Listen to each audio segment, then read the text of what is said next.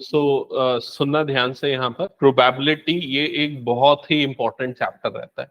मतलब अभी तुम लोगों को ऐसा लगता है बहुत इजी छोटा सा चैप्टर है, लेकिन आगे फ्यूचर में प्रोबेबिलिटी बहुत इंपॉर्टेंट चैप्टर होता है। ठीक है, प्रोबेबिलिटी का कई जगह पे यूज होता है, जैसे कि किसी भी शेयर के प्राइसेस को प्रिडिक्ट करने के लिए। इसके अलावा डेटा एनालिटिक्स में बहुत ज्यादा यूज होता है, और भी कई जगह पे इसके यूज होते हैं। सॉफ्टवेयर इंजीनियरिंग में तो बहुत ज्यादा यूज होता है। ठीक है, जहां पर भी एआई मॉडल बिल्डअप करना होता है। ठीक है, तो उसमें सारे प्रोबेबिलिस्टिक कंसेप्ट यूज होते हैं। ओके, प्रोबेबिलिटी जब स्टार्ट हुई थी ना, तो उसके दो टाइप के कंसेप्ट थे। पहला जो कंसेप्ट होता है ना, वो होता है based on trials, statistical approach. एक एग्जांपल बताता हूं। जैसे कि मान लो 10 दिन से बारिश हो रही है या 9 दिन से बारिश हो रही है लगातार, और 10th डे बारिश होगी या नहीं होगी, आपको उसका चांस निकालना है। या इसको दूसरे तरीके से समझते हैं, मान लो पिछले 10 दिन का अगर मैं रिकॉर्ड देखूं, 7 दिन बारिश हुई है और 3 दिन बारिश नहीं हुई है। 11वें दिन अगर आपको निकालना है कि बारिश होने के कितने चांस है, तो 7 डेज बारिश हुई, मतलब 7 डिवाइडेड बाय टोटल कितने डेज थे, 10। तो आंसर क्या जाएगा आपका, 7/10। समझ में आई ये चीज? मतलब कितने बार कोई ट्रायल हुआ है और कितने बार वो सक्सेसफुल हुआ है। जैसे कि अगर मान लो आप एक कॉइन को टॉस कर रहे हो 10 बार, आपको 7 बार हेड मिला है।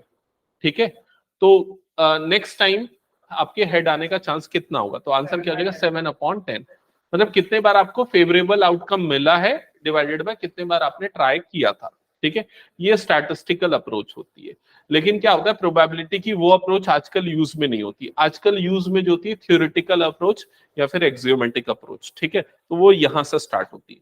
तो इसमें सबसे पहली चीज आती है रैंडम एक्सपेरिमेंट। ठीक है, हम किसी भी चीज की प्रोबेबिलिटी निकालने के लिए पहले एक्सपेरिमेंट को देखते हैं।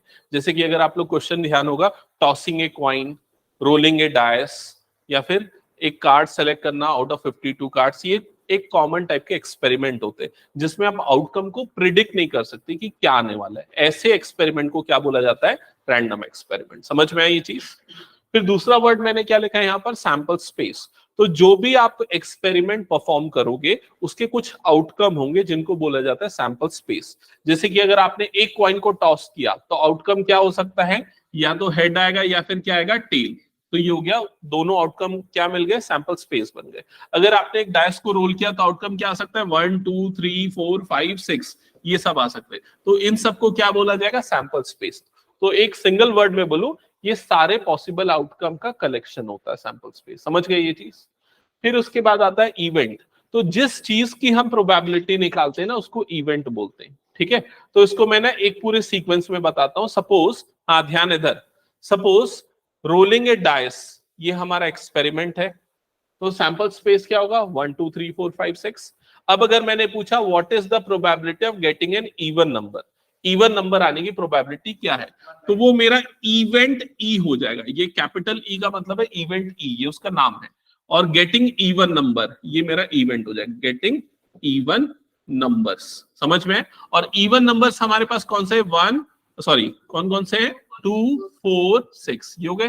ठीक है, अब हमें अगर उस चीज की प्रोबेबिलिटी निकालनी है, तो प्रोबेबिलिटी निकालने के लिए number of element in that event, उसमें कितने फेवरेबल एलिमेंट है, तो कितने फेवरेबल एलिमेंट हो गए यहाँ पर, 3 divided by N of S, मतलब कितने पॉसिबल एलिमेंट्स है, या ऑल पॉसिबल एलिमेंट्स, या सैंपल स्पेस में कितने, तो कितना आ जाएगा, 6। तो उस इवेंट की प्रोबेबिलिटी कितनी हो जाएगी, 3/6। तो उसको हम क्या लिख सकते हैं, 1/2। समझ में आई ये चीज? तो किसी भी इवेंट की प्रोबेबिलिटी निकालने के लिए favourable outcome divided by all possible outcome, ये करना होता है। ठीक है, फिर उसके बाद क्या लिखा हुआ है, प्रोबेबिलिटी ऑफ नॉट ई, मतलब not happening of that event, या इसको प्रोबेबिलिटी ऑफ ई डैश या ई बार से भी डिनोट करते हैं, मतलब not getting an even number. तो वो निकालने के लिए देखो सिंपल ये रूल यूज होता है, किसी भी इवेंट के होने की प्रोबेबिलिटी और नहीं होने की प्रोबेबिलिटी का सम कितना होता है, 1। जैसे कि अगर तुम्हारे पास होने की प्रोबेबिलिटी 0.7 है, तो फेल होने की प्रोबेबिलिटी कितनी होगी, 1 - 0.7, मतलब कितना हो जाएगा, 0.3। समझ में आया ये चीज? तो ये सिंपल ये चीज यूज होती है। किसी भी इवेंट की प्रोबेबिलिटी 0 से लेके 1 के बीच होती है, मिनिमम 0 और मैक्सिमम क्या होगा, 1। अगर किसी इवेंट की प्रोबेबिलिटी 0 है, मतलब ऐसे इवेंट को क्या बोलते हैं, इम्पॉसिबल इवेंट्स। जैसे कि अगर मैंने डायस को रोल किया, 7 आने की प्रोबेबिलिटी क्या है, तो आंसर क्या होगा, 0, क्योंकि इम्पॉसिबल है। अगर मैंने डाइस को रोल किया और मैंने एक इवेंट डिफाइन किया कि what is the probability of getting a number less than 7, क्या बोला मैंने, सुने? What is the probability of getting a number less than 7, less than 7 वाला नंबर आने की प्रोबेबिलिटी कितनी होगी? तो लेस देन 7 वाले कितने नंबर है इसमें? सारे 6, डिवाइडेड बाय क्या हो जाएगा 6, मतलब आंसर कितना आ जाएगा 1। तो ऐसे इवेंट को क्या बोला जाता है? Sure events. समझ में? इसके डायरेक्ट क्वेश्चन बनते हैं इम्पॉसिबल इवेंट और श्योर इवेंट से रिलेटेड वाले। ये क्लियर हो गया ना सभी को? ओके, ठीक है। अगर क्वेश्चन ये पूछा जाता है what is the probability of getting a prime number when A dice is rolled, तो प्राइम नंबर कौन से होते हैं पता है ना? कौन कौन से हैं बताओ इसमें से, देखिए। 1 is not a prime number, 2, 3, 5 ये 3 प्राइम नंबर्स होते हैं, डिवाइडेड बाय 6, मतलब आंसर कितना आ जाएगा 1/2। What is the probability of getting a prime number greater than 3, answer क्या होगा बताओ? 1/6। ग्रेटर देन 3 वाला प्राइम नंबर कौन सा है इसमें? एक ही है, वो क्या है? 5। क्लियर हुआ ये चीज? ओके, तो ये स्टार्टिंग के कुछ कंसेप्ट थे। अब देखो जो कॉमन क्वेश्चन तुम लोगों के एग्जाम्स में आते हैं ना, वो कौन से एक्सपेरिमेंट से आते हैं वो मैं बता दूं। पहला तो ये वाला आता है कि एक डायस को रोल किया तो आउटकम क्या होगा? 1 2 3 4 5 6। दूसरा क्वेश्चन आता है 2 डायस को रोल किया, ये बताओ अगर 2 डायस को रोल करेंगे तो आउटकम क्या आएगा? नहीं, गलत, नहीं।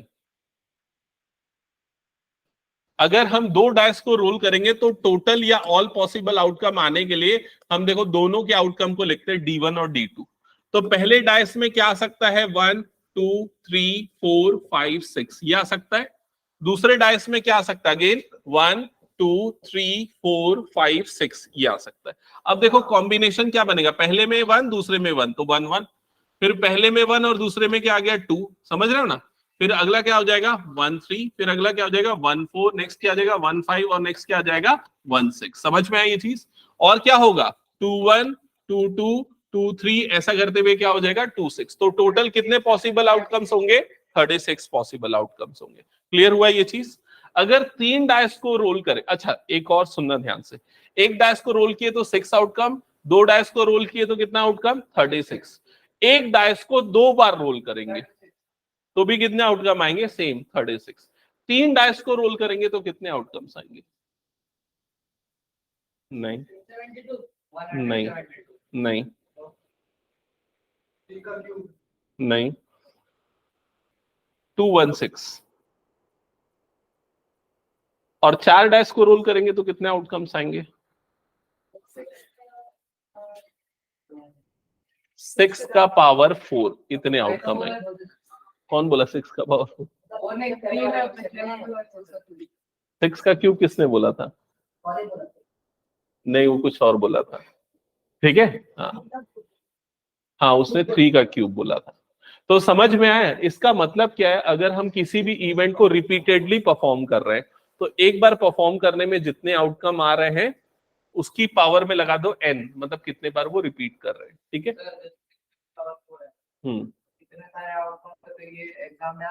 नहीं आएगा, लेकिन ये क्वेश्चन आ सकता है कि कितने आउटकम होंगे और ऑप्शन ABCD ऐसा दे सकता है। समझ में? नंबर ऑफ आउटकम पे। क्लियर हुआ सबको ये चीज?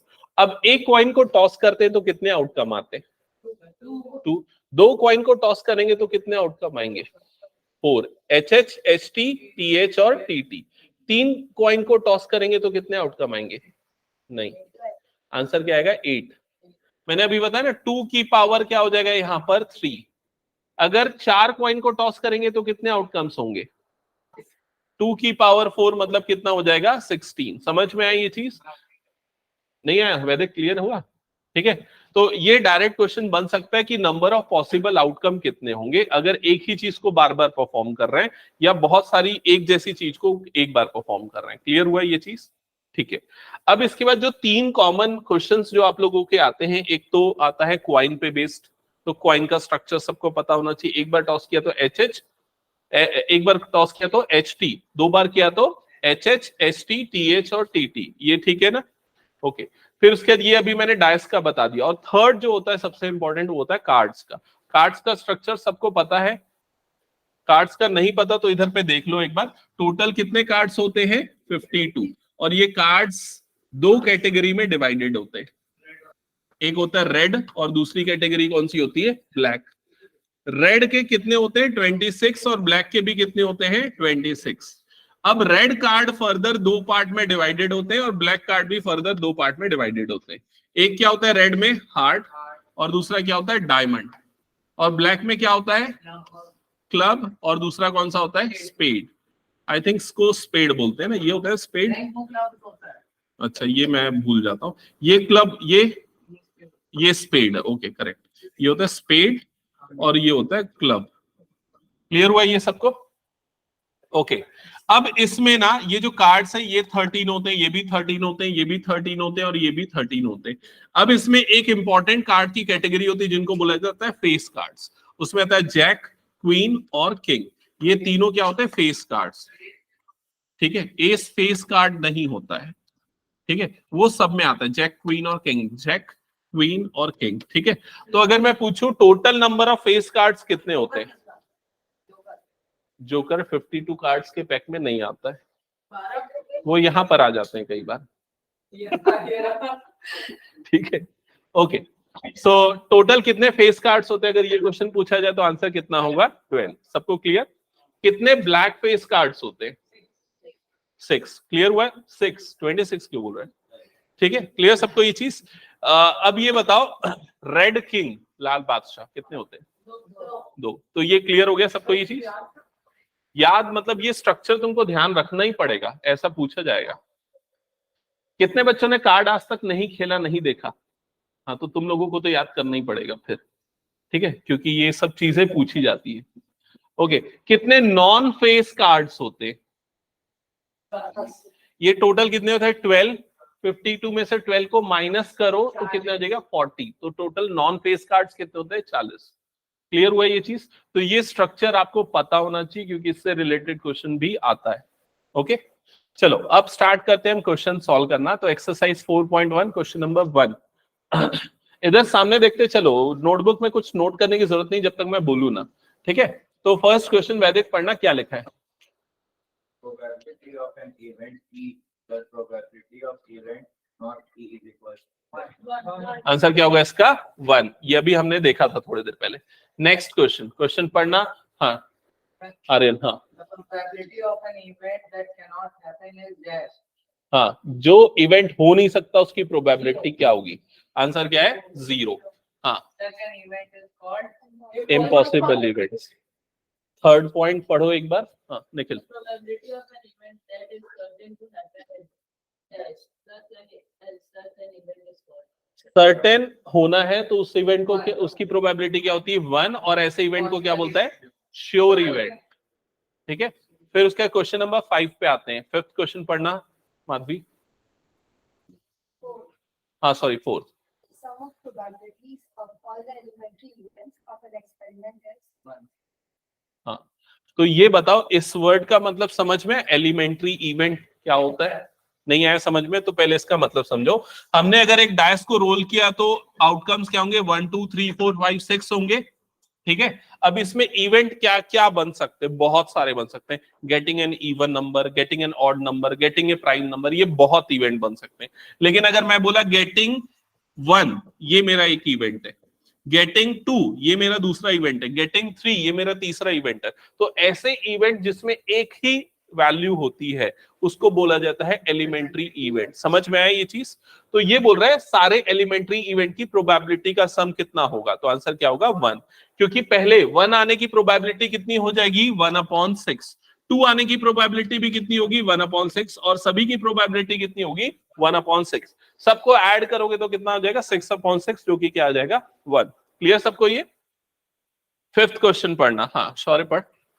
probability of an event is greater than or equal to dash and less than or equal to dash. Archit बता। Probability of event greater than और इक्वल टू, किसी भी इवेंट की प्रोबेबिलिटी किससे ज्यादा होनी चाहिए और किससे कम होनी चाहिए? 0 से ज्यादा और 1 से क्या होनी चाहिए? कम। समझ में? आंसर क्या आ जाएगा? 0 to 1। हटा दो इस क्वेश्चन को मैं। लिख लोगे इसमें क्या है? ओके, ये इक्वली लाइकली इवेंट का कंसेप्ट है, उसको मैं बताता हूं फिर उसके बाद हम करेंगे। वैसे सारे इवेंट्स इक्वली लाइकली है। हम सीधा क्वेश्चंस पे आते हैं। वो उसमें आपको यस और नो में आंसर देना था, ठीक है। इन क्वेश्चंस को पहले डिस्कस कर लेते, देखो एक बार। क्वेश्चन नंबर 3 कौन पढ़ रहा है? अनुष्का क्वेश्चन पढ़ना। To be a fair trader. Why tossing a coin is considered to be a fair way of deciding which team should get the ball at the beginning of the football game? तो football game start करते समय पहली बार ball किसको मिलेगी, इसको decide करने के लिए कॉइन टॉस करते हैं। क्रिकेट में बैटिंग किसको पहले मिलेगी, वो उसके लिए हम कॉइन टॉस करते हैं, ठीक है। तो ये कॉइन टॉस करना ही फेयर वे क्यों कंसीडर होता है? क्योंकि दोनों की प्रोबेबिलिटी क्या होती है, इक्वल, हेड आने की और टेल आने की। तो ऐसे इवेंट्स जिसके सारे एलिमेंट की प्रोबेबिलिटी इक्वल होती है उसको इक्वली लाइकली इवेंट बोला जाता है। समझ में आया ये चीज? तो आपका आंसर होगा because it is called as it is an equally likely event, तो इसको फेयर वे कंसीडर करेंगे, ठीक है। नेक्स्ट क्वेश्चन पे आते हैं। क्वेश्चन नंबर 4 पढ़ना, क्या लिखा है इसमें से? कौन सा इवेंट की प्रोबेबिलिटी नहीं हो सकती है? आंसर क्या है? B, option B. क्यों नहीं है ये? नेगेटिव नहीं हो सकता। इसका मतलब देखो 2/3 मतलब कितना होता है? 0.666। ये क्या होता है? 15% का मतलब 15/100 मतलब कितना आएगा? 0.15। और ये 0.7 गिवन है और प्रोबेबिलिटी 0 से 1 के बीच में होती है, तो ये वाला ऑप्शन जो है रिजेक्ट हो जाएगा। क्लियर? नेक्स्ट क्वेश्चन पे आते हैं। चलो नेक्स्ट आंसर करो। क्वेश्चन एक बार पढ़ना, कौन पढ़ रहा है? नेगेटिव नहीं हो सकती किसी भी इवेंट की प्रोबेबिलिटी। हाँ, 1 से ज्यादा है तो उसको भी नहीं लेंगे हम। हाँ, प्रोबेबिलिटी ऑफ इवेंट गिवन है, प्रोबेबिलिटी ऑफ नॉट ई पूछ रहा है। तो देखो ये वाला फॉर्मूला जो स्टार्टिंग में बताया था, probability of E plus probability of not E is equals to कितना होता है? 1। तो प्रोबेबिलिटी ऑफ नॉट ई निकालने के लिए क्या करोगे? 1 माइनस 0.05, तो वो आ जाएगा 0.95। हो गया सभी का? Next question. हाँ, यहां से थोड़े अब क्वेश्चन ट्रिकी होंगे, ध्यान से सुनना। कौन पढ़ेगा? हाँ पढ़ तो मानस। अ बैग, थोड़ा लाउड और क्लियर, फटाफट।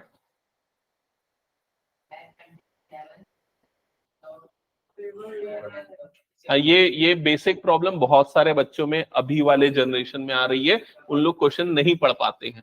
तुम लोगों के स्कूल में क्वेश्चन नहीं पढ़ाए जाते क्या? पढ़ाते कि नहीं पढ़ाते? इंग्लिश में वो रीडिंग वाला नहीं करवाते क्या? क्योंकि हम लोग तो छोटे थे तो अब तो ऐसा कराया जाता था हम लोगों के स्कूल में, कोई खड़े होकर रीड करता था पैराग्राफ, फिर टीचर उसको एक्सप्लेन करती थी। होता है ना, इससे रीडिंग हैबिट होती है, इससे आप वर्ड समझना सीखते हो, समझ रहे हो? तो वो बहुत इंपॉर्टेंट है। हाँ नहीं, कोई बात नहीं, ये प्रॉब्लम आती है, ठीक है। हाँ, तो क्या लिखा है? अ bag contains lemon flavoured candies only, ठीक है। आगे पढ़, क्या लिखा है? Malini takes out one candy out without looking into the bag. What is the probability that she takes out?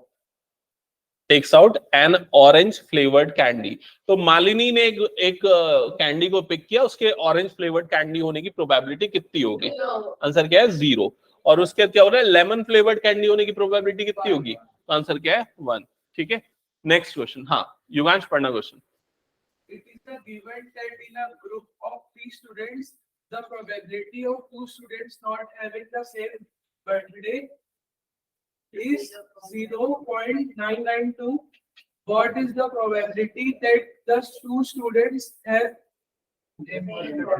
the same birthday? Same birthday नहीं होने की प्रोबेबिलिटी दी हुई है, सेम बर्थडे होने की प्रोबेबिलिटी निकालनी है। तो हम कौन सा फॉर्मूला यूज करेंगे? P of E plus P of not E या E dash is equal to 1। अब नॉट E आपको दिया हुआ है, कितना दिया हुआ है? 0.992 इज इक्वल टू 1। तो प्रोबेबिलिटी ऑफ E कितना आएगा बताओ? 0.008। सबको क्लियर ये कैसे निकला? हाँ, ये क्वेश्चन एकदम कॉमन क्वेश्चन है जो कि पूछा जा सकता है 1 मार्क के लिए, ठीक है। इसकी प्रोबेबिलिटी है 50%, मतलब ये नॉट ई वाले क्वेश्चन आने की प्रोबेबिलिटी, ठीक है। ओके, नेक्स्ट क्वेश्चन कौन पढ़ेगा? हाँ अभिनव पढ़। A bag contains 3 red balls and 5 black balls. Hmm. A ball is drawn at random from the bag. What is the probability that the ball thrown is one red, second not red? हो सकता है तुम लोग answer कर दो, लेकिन इसको समझो कैसे समझना है, क्योंकि जैसे जैसे प्रॉब्लम कॉम्प्लेक्स होते जाएंगे ना तो डिफिकल्टी जाती है। तो एक बैग में कितने 3 रेड बॉल है और 5 ब्लैक बॉल है, क्लियर? तो टोटल कितने बॉल हुए? टोटल 8 हो गए। अब रेड बॉल निकालने की प्रोबेबिलिटी, तो रेड बॉल का काउंट कितना हो गया? 3, टोटल कितना हो गया? 8। तो आंसर कितना आ जाएगा? 3/8। Not red, 5/8. तो आंसर क्या आ जाएगा? 5/8। समझ गए ये? नेक्स्ट क्वेश्चन, चलो ये क्वेश्चन पढ़ना। हाँ शौर्य पढ़। A box contains 5 red marbles, 8 white marbles, and 4 green marbles. 5 red, 8 white and 4 green marbles, ठीक है? One marble is taken out of the box at random. What is the probability that the marble taken out will be red, white, not green? Okay, तो सबसे पहले total कितने वो count कर लो, कितना हो रहा है टोटल? 17। अब रेड होने की प्रोबेबिलिटी कितनी हो जाएगी? 5/17। व्हाइट होने की प्रोबेबिलिटी 8/17। नॉट ग्रीन, तो इन दोनों को ऐड कर दो, 13/17। समझ में आया ये सबको? हटा दूं ना इसको? ओके, नेक्स्ट क्वेश्चन कौन पढ़ रहा है? अर्चित पढ़। अर्चित एक भी क्वेश्चन नहीं पढ़ा लगा। Piggy bank contains red, 50 coin. एक पिगी बैंक है, उसमें 100 कॉइन्स हैं जिनका वैल्यू कितना है? 50 पैसे, ठीक है? हाँ, 50 is 1 coin. 50 कॉइन्स है ₹1 वाले, 20 rupees 20 कॉइन्स है ₹2 वाले, and 10 rupees 5 coin. एंड 10 मतलब कि 10 कॉइन्स है ₹5 वाले। Clear? If it is equal likely that one of the coin will fall out when the bank is turned upside down. What is the probability that the coin will be a 50 पैसे coin, will not be a ₹5 coin. तो अगर मान लो ये इसमें से कोई भी एक कॉइन गिर जाता है, सारे कॉइन के गिरने की प्रोबेबिलिटी सेम है, इक्वली लाइकली है मतलब, ठीक है? तो अब ये बोल रहा है कि अगर वो गिरता है तो what is the probability that it is a 50 पैसे कॉइन, जो कॉइन गिरा 50 पैसे। तो पहले टोटल कर लो, टोटल कितना आ रहा है? 180। 50 पैसे का ड्रॉप होने का चांस कितना हुआ? 100/180। Will not be a ₹5 coin, तो नॉट बी ए ₹5 को छोड़ के बाकी की काउंटिंग कर दो, कितना हो जाएगा? 170 डिवाइडेड बाय कितना हो जाएगा?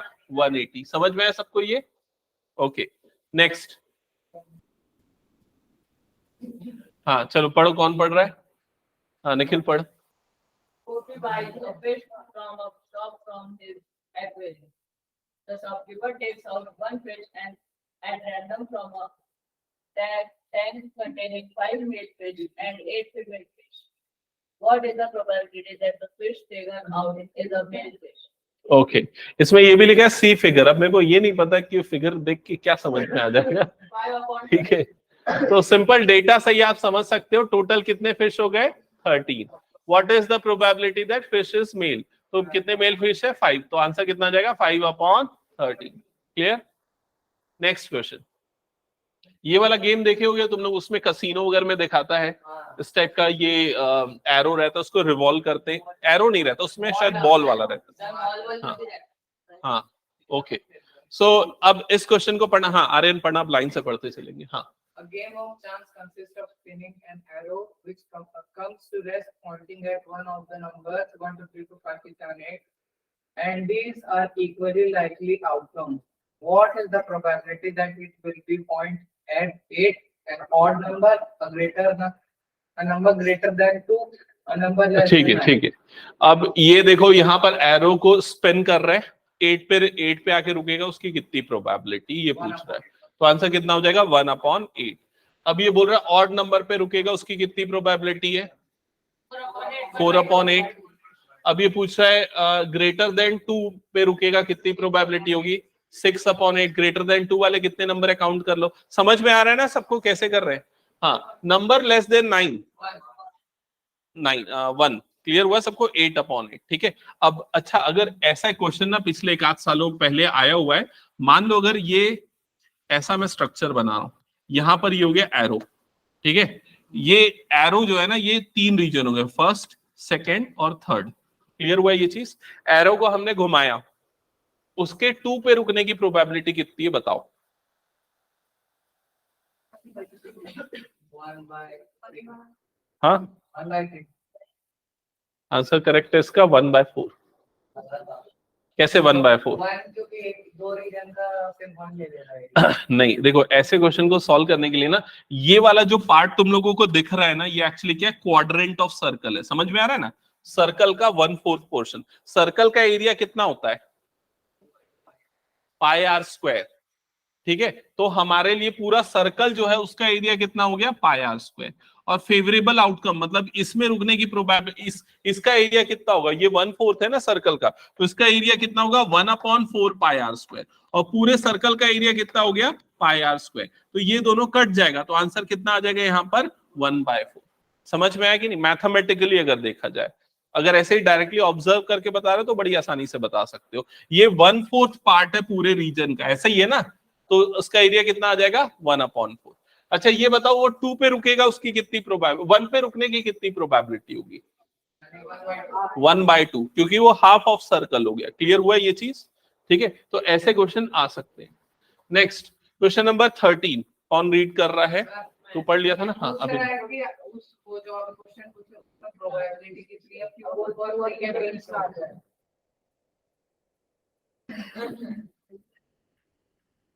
उसको 0 ही कंसीडर करेंगे। Okay A dice is thrown once. Find the probability of getting a prime number lying between 2 and 6, an odd number. तो एक डाइस को रोल किए, प्राइम नंबर आने की प्रोबेबिलिटी कितनी होगी? क्या होगी आंसर? 1/3। कैसे 1/3 योगांश बता?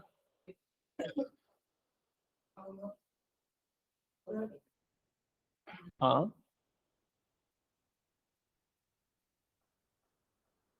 शौर्य बता, कौन से होते हैं? 2, 3 और 5, ये 3 होते हैं, और डिवाइडेड बाय कितना हो जाएगा? 6। तो 3/6 मतलब आंसर कितना आ जाएगा? 1/2। A number lying between 2 and 6। हाँ अर्चित बता। डायस को रोल किए ना, डायस को रोल किए तो पॉसिबल आउटकम कौन से होंगे? क्लियर ना? 1 2 3 4 5 6। नंबर जो है वो 2 और 6 के बीच में होगी, इसकी प्रोबेबिलिटी कितनी है? क्यों 4? भाई 3 4 5 ये 3 नंबर आते हैं जो इनके बीच में आते हैं, तो 3 डिवाइडेड बाय टोटल कितने नंबर होंगे डायस को रोल करेंगे? तो 6। तो आंसर कितना आ जाएगा? 1/2। ऑड नंबर आने की प्रोबेबिलिटी कितनी होगी? 1/2। सबको clear? 135। Okay next question, question number 14। कौन पढ़ा था? हाँ वैदिक पढ़ना। One card is drawn from a well shuffled deck of 52 cards. Find the probability of getting a king of red color.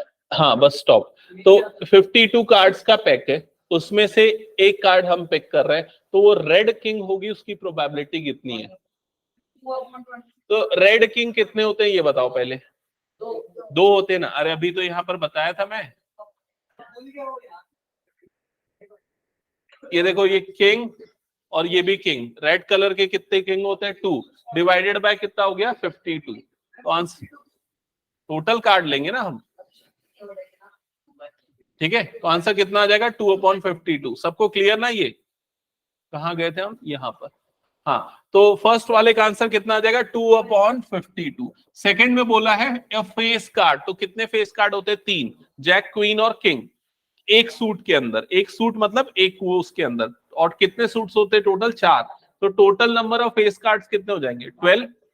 तो इसका प्रोबेबिलिटी कितना हो जाएगा? 12 डिवाइडेड बाय 52। समझ में आया ये? रेड फेस कार्ड्स,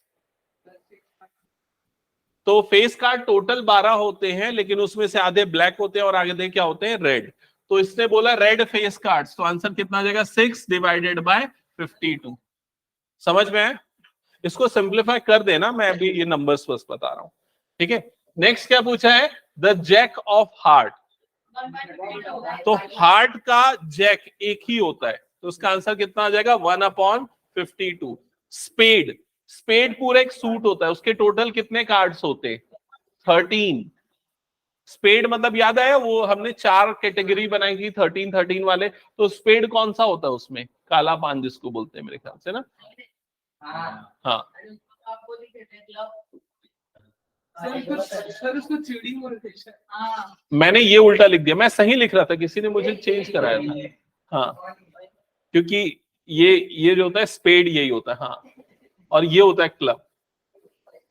ठीक है, हाँ, तो क्वेश्चन में क्या पूछा है, इस क्वेश्चन में एक बार बताओ।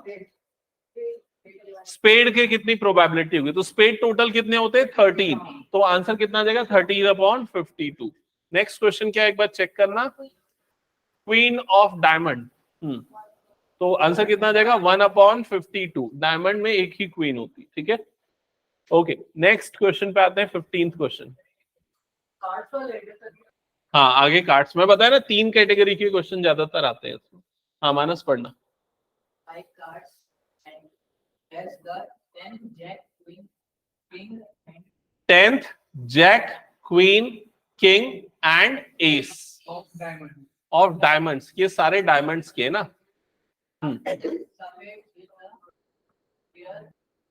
Are well shuffled with their face downwards. One card is picked up at random. ठीक है, what is the probability that the card is the queen? तो ये 5 कार्ड है, उनको शफल किया और उसके बाद एक कार्ड को सेलेक्ट किया, उसके क्वीन होने की प्रोबेबिलिटी कितनी है, तो आंसर कितना होगा 1/5। समझ गए। फिर क्या बोल रहा है, if the queen is drawn and put aside, इस लाइन का मतलब क्या है, क्वीन को निकाल के हमने हटा दिया, तो अब कितने कार्ड हमारे पास बच गए, 4 कार्ड्स बच गए।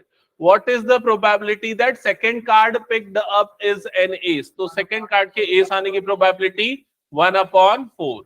फिर बोला है अ क्वीन, तो आंसर कितना हो जाएगा 0, क्योंकि क्वीन निकाल के हमने बाहर कर दिया। क्लियर हुआ सबको ये?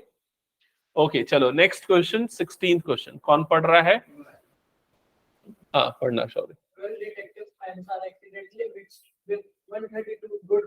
तो 12 डिफेक्टिव पेन्स हैं और 132 गुड पेन्स हैं, ये दोनों मिक्स हो गए। डिटेक्टिव बोला क्या? ओके, तो टोटल नंबर ऑफ पेन्स कितने हो गए 144, ये टोटल पेन्स हो गए। ठीक है, अब आगे क्या लिखा पढ़ना।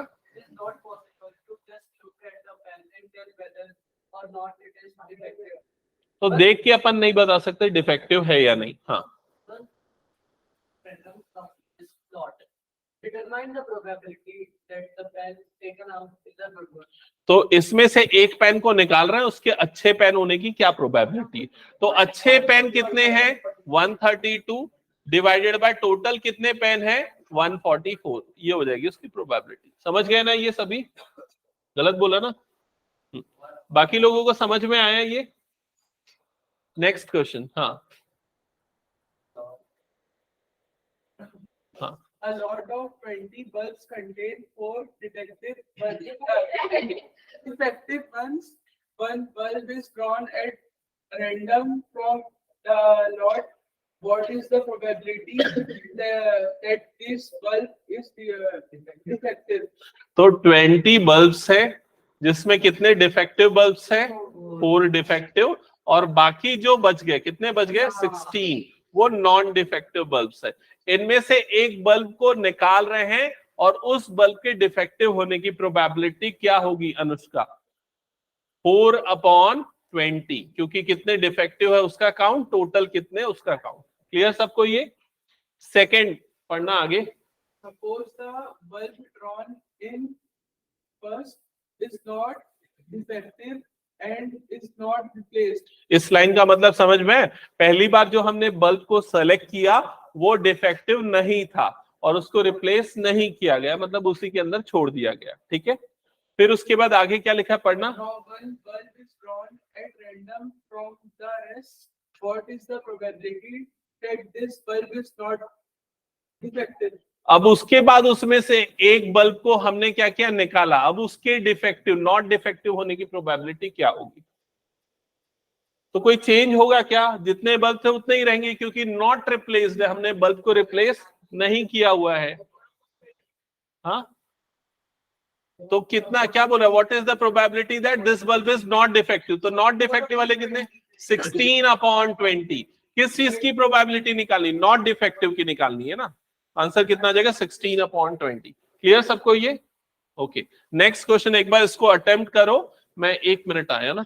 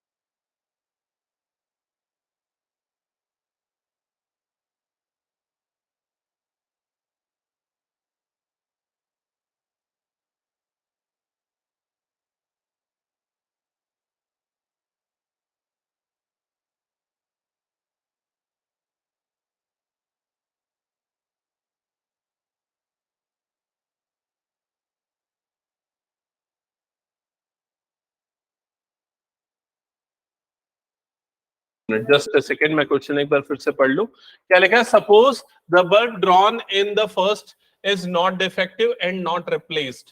ओके, सो बल्ब जो निकाला हमने वो डिफेक्टिव नहीं था और उसको रिप्लेस नहीं किया गया, मतलब निकाल के अलग हटा दिया गया, वापस प्लेस नहीं किया गया, मैं गलत इंटरप्रेट कर लिया था। ठीक है, now one bulb is drawn, now one bulb is drawn at random from the rest, और अब बाकी बल्ब में से एक बल्ब निकाल रहा है। What is the probability that it is not defective? तो टोटल 20 थे और पहली बार जो निकला वो कौन सा बल्ब था? Non defective. तो 20 में से ये हो गया 4 डिफेक्टिव पहले था और 16 नॉन डिफेक्टिव था। नॉन डिफेक्टिव वाला एक बल्ब हमने निकाल के हटा दिया, मतलब कितने बच गए? 15 नॉन डिफेक्टिव हो गए। अब क्या बोल रहा है? टोटल में भी काउंट कम हो गया, टोटल का कितना हो गया? 19। What is the probability that this bulb is non-defective? 15 upon 19 आएगा। ठीक है, क्लियर सबको ये? ओके, चलो नेक्स्ट क्वेश्चन पे आते हैं। हाँ, नेक्स्ट क्वेश्चन पढ़ना एक बार, 18th। A box contains 90 discs which are numbered from 1 to 90। तो 90 डिस्क है, उसमें नंबरिंग है 1 से लेके 90 तक की। If one disc is drawn at random from the box, find the probability it bears a 2-digit number।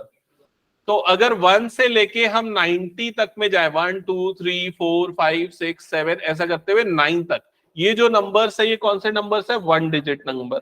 फिर उसके बाद 10 से लेके 90 तक ये कितने, ये कैसे नंबर है? 2 डिजिट नंबर। कितने 2 डिजिट नंबर होंगे? 81।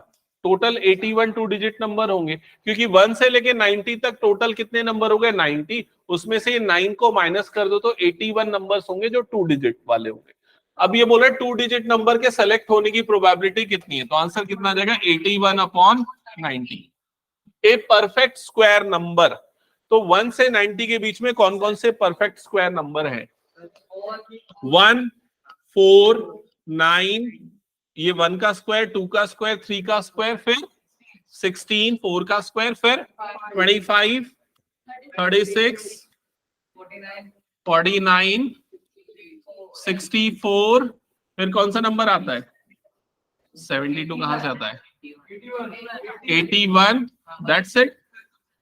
ठीक है, तो टोटल कितने हो गए? 1 2 3 9 नंबर्स हुए, तो आंसर कितना आ जाएगा? 9 डिवाइडेड बाय 90, ये आंसर आ जाएगा। क्लियर सबको ये? फिर क्या लिखा? A number divisible by 5। तो 5 से डिवाइड होने वाले कितने नंबर है?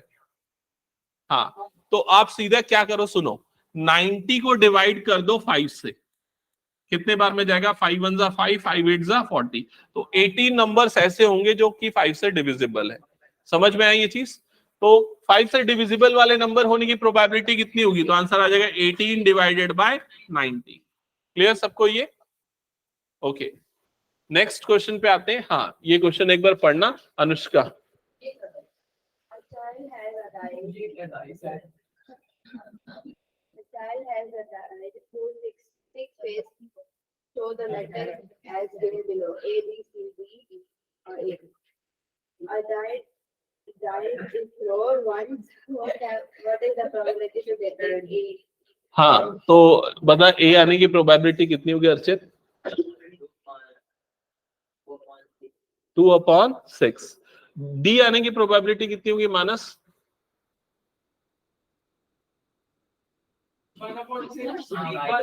अरे डी कितना, ऐसा थोड़ी ना, टोटल कितने फेस है वो काउंट करो। ठीक है, और डी कितना है? एक ही है डी, तो 1 अपॉन 6, और प्रोबेबिलिटी 0 से 1 के बीच में होती, 4 कैसे हो जाएगी? हाँ, वैसे नहीं करना है काउंटिंग ना, सारे डाइस में 6 फेस ही होते हैं। डाइस मतलब वो पासा जिससे लूडो खेलते समय ऐसा फेंकते हैं, ऐसा जरूरी नहीं है।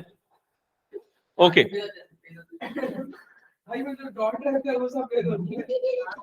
दोनों हो सकता है, उसमें तो डिस्कशन।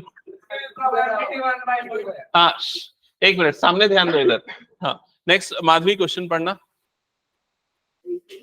हाँ, ऐसा एक क्वेश्चन आया हुआ था पिछले बार, लेकिन अगर आप देखोगे ना, यहाँ एस्ट्रिक्ट मार्क किया है और उसके लिए नीचे बुक में लिखा है हाँ ऐसा क्वेश्चन कैंसल्ड है, लेकिन ये आया है पिछले साल।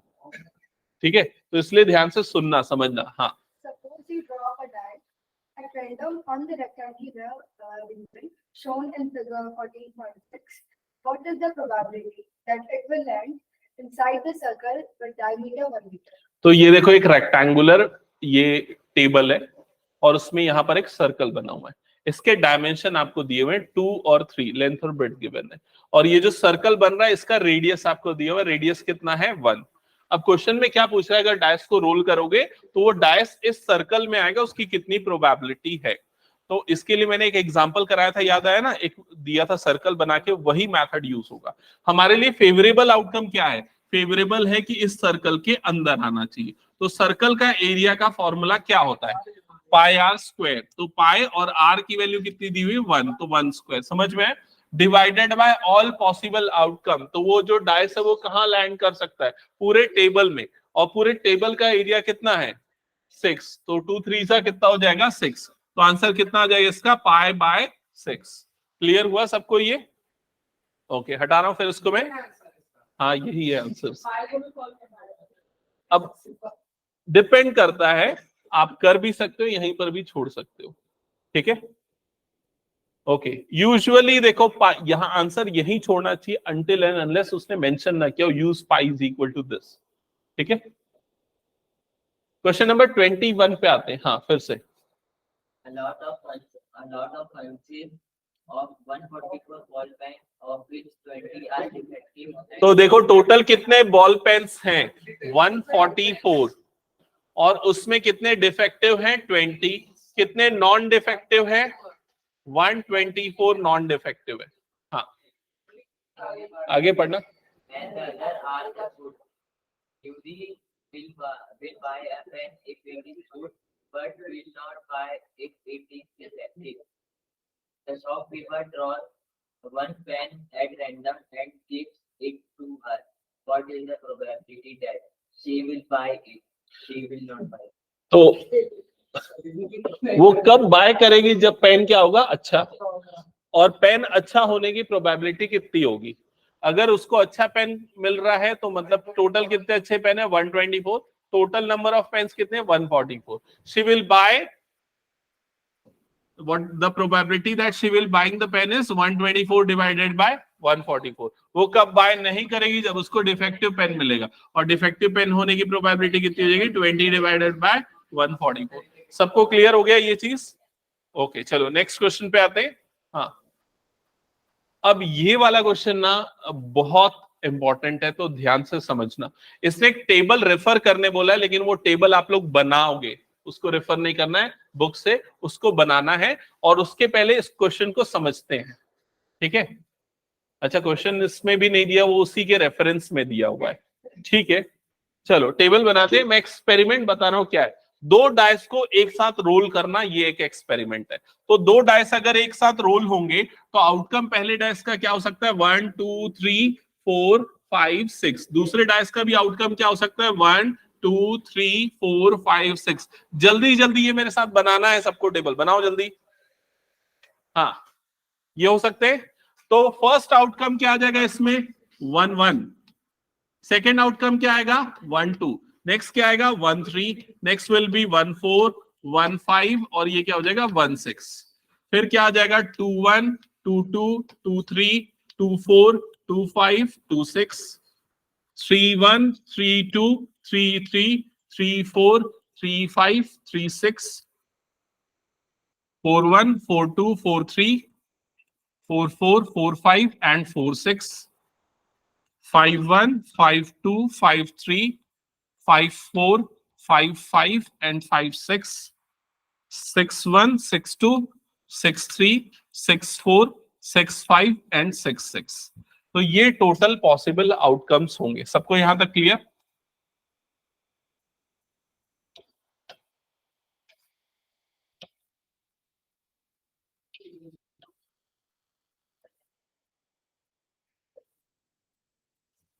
तो 2 डाइस को रोल करेंगे तो ये पॉसिबल आउटकम्स आपको मिलेंगे।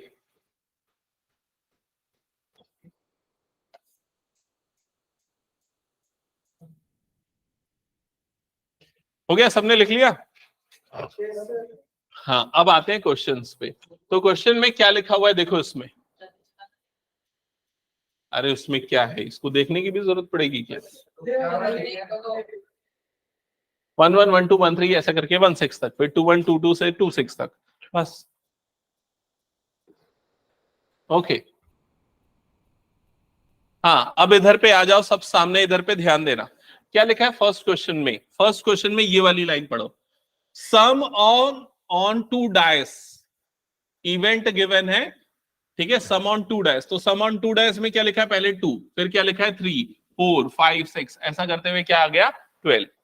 अब इसमें बोल रहा है प्रोबेबिलिटी, तो इस चीज को समझना, दो डाइस में का जो सम है वो 2 आएगा। तो कौन से केस में दोनों डाइस का सम 2 आ रहा है? 1, 1 इसमें आ रहा है, ठीक है। और इस इवेंट के आने की प्रोबेबिलिटी कितनी है? 1/36। समझ में आई ये चीज? सबका ध्यान सामने, मानस सामने ध्यान दे, समझ भी नहीं आएगा। सम ऑन द डाइस इज 3, तो सम 3 कब कब आएगा? देखो 2, 1 और दूसरा कौन सा? 1, 2। ये दोनों केसेस ऐसे होंगे जब दोनों डाइस का सम कितना हो जाएगा? 3। समझ में आए? तो सम 3 आने की प्रोबेबिलिटी कितनी होगी? 2/36। फिर सम 4 कौन कौन से सिचुएशन में आएगा? ये 3 सिचुएशन बनेगी, तो इसकी प्रोबेबिलिटी कितनी हो जाएगी? 3/36। सम 4 आने की प्रोबेबिलिटी कितनी होगी? 4/36। समझ में आई ये चीज? तो तुम लोगों को यहाँ पर क्या करना है? यही प्रोबेबिलिटी लिखनी है। तो सम 3 आने की प्रोबेबिलिटी कितनी हो जाएगी? 2/36। सम 4 आने की प्रोबेबिलिटी 3/36। इसकी प्रोबेबिलिटी 4/36। इसकी प्रोबेबिलिटी 5/36। 7 सम आने की प्रोबेबिलिटी बताओ। 7 सम आने की प्रोबेबिलिटी देख के बताओ। देखो 7 कब कब आएगा? ये वाला सिचुएशन, ये वाला सिचुएशन, ये वाला, ये सारे में सम कितना आ जाएगा इसका? 7, ठीक है। तो काउंट कितना आ रहा है? 6। तो आंसर इसका कितना आ जाएगा? 6/36। फिर डिक्रीज होना चालू होगा। सम 8 आने की प्रोबेबिलिटी कितनी हो जाएगी? 5/36। फिर अगले की प्रोबेबिलिटी कितनी हो जाएगी? 4/36। ऐसा करते हुए ये 4/36, ये कितना हो जाएगा?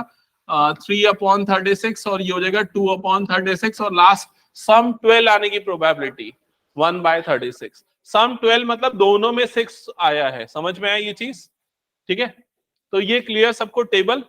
अब क्या लिखा है इसमें पढ़ना, सेकेंड पार्ट। कौन पढ़ रहा था इस क्वेश्चन को वैसे? हाँ पढ़।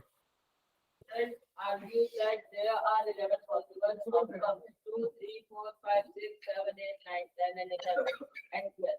Therefore, each of them has a probability 1/11. Do you agree with this argument? Justify your answer. तो एक स्टूडेंट है, ठीक है, वो आर्ग्यू कर रहा है कि इसमें टोटल 11 पॉसिबल आउटकम है, 2 से लेके 12 तक। तो हर आउटकम की प्रोबेबिलिटी होनी चाहिए 1/12, इक्वली लाइकली। हर इवेंट की आउटकम की प्रोबेबिलिटी कितनी होनी चाहिए? 1/12 होनी चाहिए, सॉरी 1/11 होनी चाहिए। तो इसका जस्टिफिकेशन क्या है? जैसे हम डायस को एक बार रोल करते हैं तो आउटकम क्या था? 1, 2, 3, 4, 5, 6 ये आता है। 1 आने की प्रोबेबिलिटी कितनी होती है? 1/6। एलिमेंट्री इवेंट जो मैंने बताया था। 2 आने की प्रोबेबिलिटी भी कितनी होती है? 1/6। तो सभी की प्रोबेबिलिटी 1/6 होती है।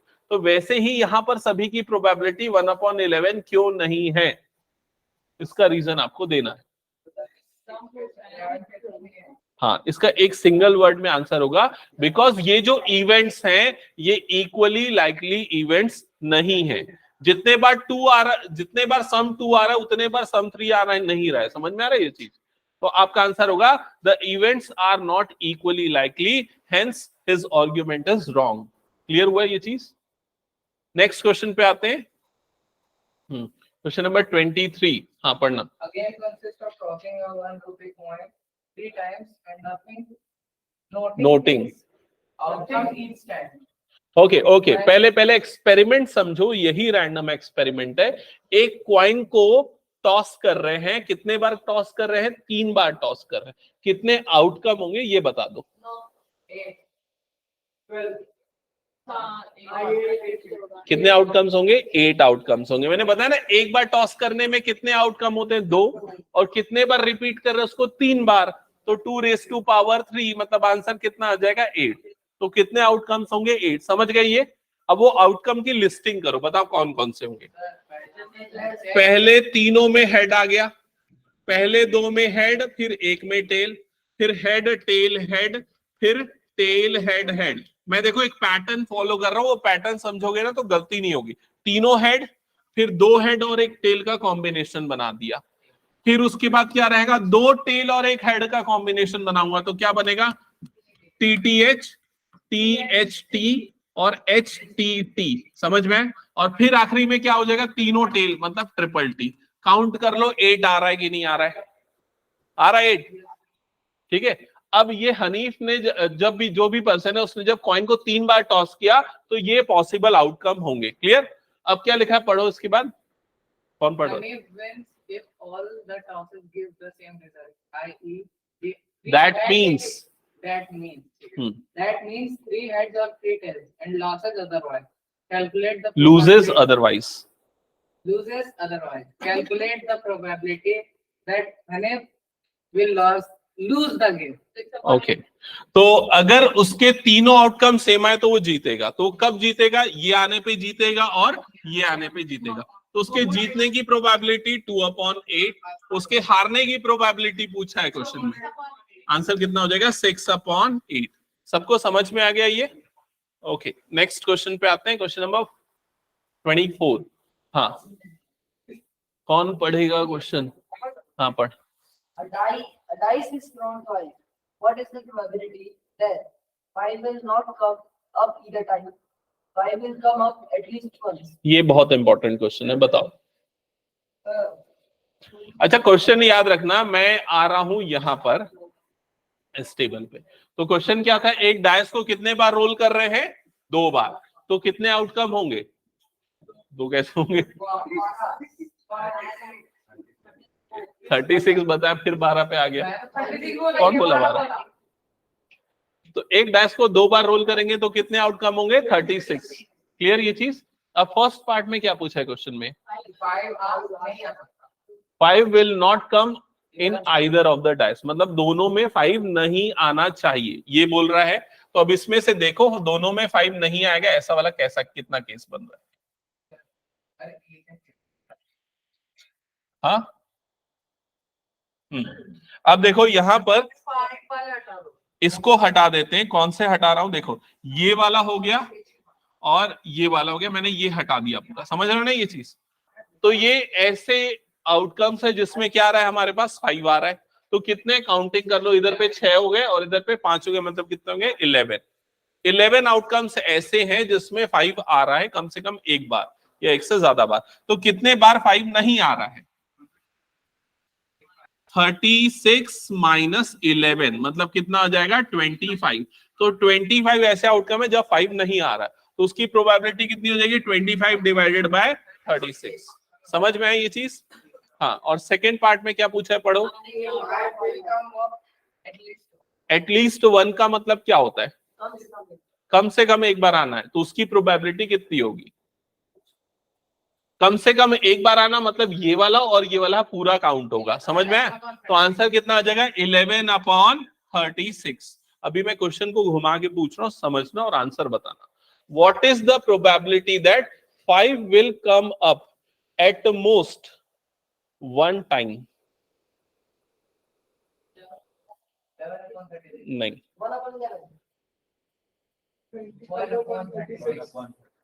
हाँ नहीं, एटमोस्ट 1 टाइम। एटमोस्ट वर्ड का मतलब क्या होता है, एटमोस्ट का मतलब क्या होता है, ज्यादा से ज्यादा एक बार आना चाहिए।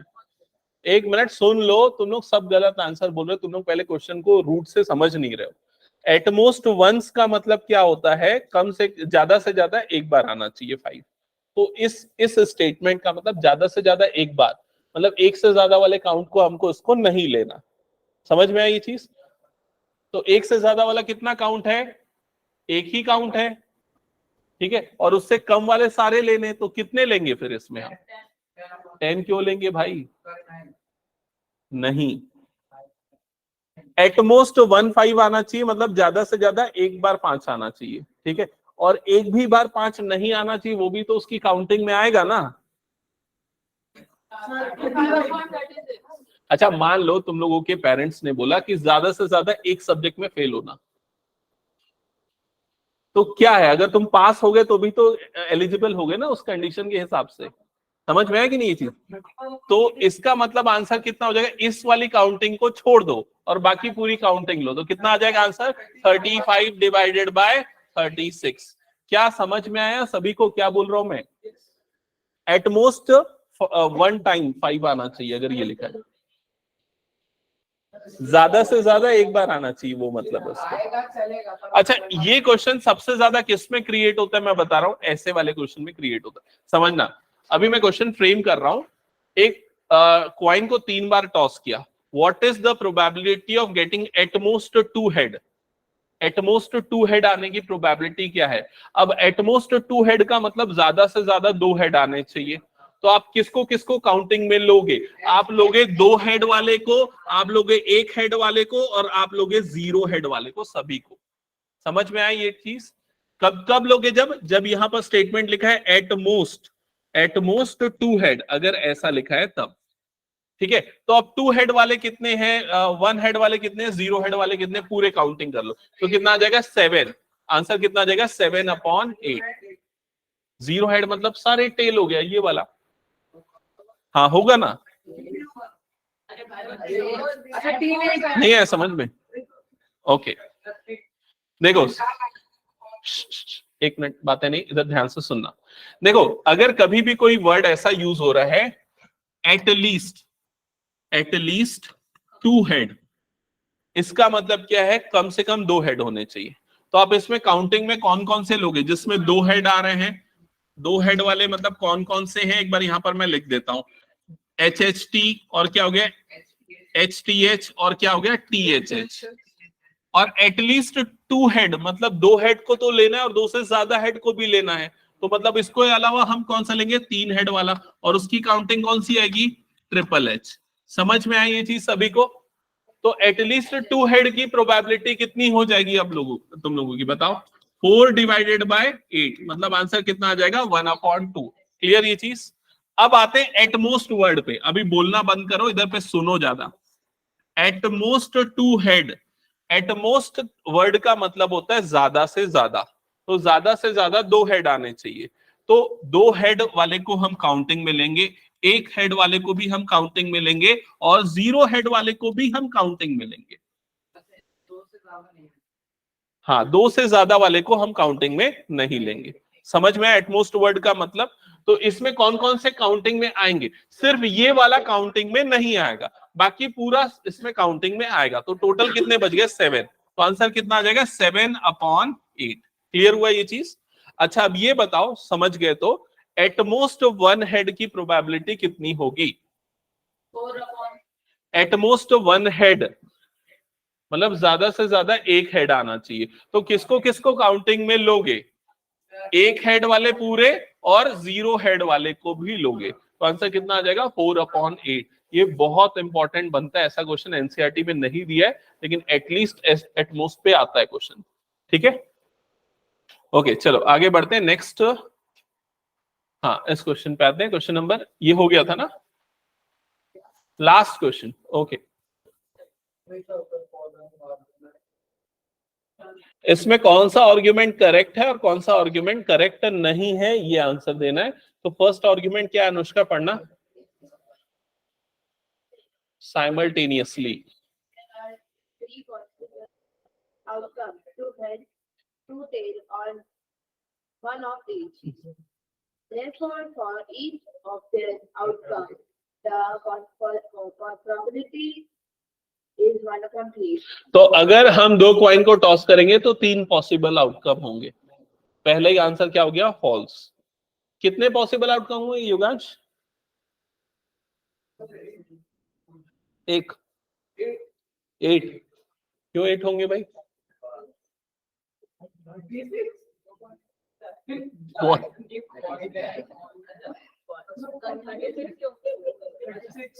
अरे भाई,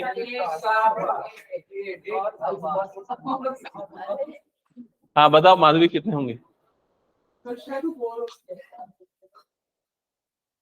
हाँ बता, हाँ हाँ हाँ बता वैदिक, हाँ मानस। भाई 2 कॉइन को एक साथ टॉस कर रहे हो, तो क्या होगा, HH HT TH TT।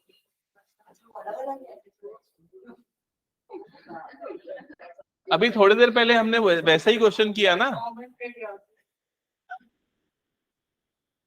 समझ में आया कि नहीं आया? तुम लोगों को नहीं आ रहा है क्या ये एक्सपेरिमेंट समझ में? हाँ, लेकिन रीजन मेरे को तुम लोग नहीं दे पाते, ऐसा लग रहा था इसलिए। अच्छा सुनो, एक और क्वेश्चन पूछता हूँ, अगर एक कॉइन को 2 बार टॉस करे और 2 कॉइन को 1 बार टॉस करे, क्या डिफरेंस है? दोनों का मतलब सेम होगा। एक कॉइन को 2 बार टॉस करेंगे तो भी यही आउटकम होगा, 2 कॉइन को 1 बार टॉस करेंगे तो भी यही आउटकम होगा। एक डाइस को 2 बार रोल करे, 2 डाइस को 1 बार रोल करे, सेम आउटकम्स होंगे। क्लियर ये चीज? तो ये हो गया। अब इसमें ये आंसर क्या हो जाएगा इसका? फॉल्स। क्यों फॉल्स होगा? क्योंकि टोटल 4 आउटकम्स होंगे और हर आउटकम की प्रोबेबिलिटी कितनी हो जाएगी? 1/4। फिर सेकेंड पार्ट में क्या लिखा है? If a dice is thrown there are 2 possible outcomes, odd और an even number, therefore the probability of each of getting is 1/2। तो ऑड और इवन 2 कैटेगरी के होते हैं। हाँ, होते तो है 2 कैटेगरी के। अब ऑड वाले की प्रोबेबिलिटी कितनी होती है? 1/2। इवन वाले की प्रोबेबिलिटी भी कितनी होती है? 1/2। तो आंसर क्या हो जाएगा इसका? ट्रू। ठीक है, क्योंकि ऑड और इवन इक्वली लाइकली आउटकम्स है, इस वजह से। रिवीजन इसका ना एक वो प्रीवियस ईयर क्वेश्चन कराना पड़ेगा, एक्चुअली एनसीईआरटी में सफिशिएंट क्वेश्चंस नहीं है। एनसीईआरटी में इतना है। ओके, आदित्य कुछ बोलना है आखिर तक?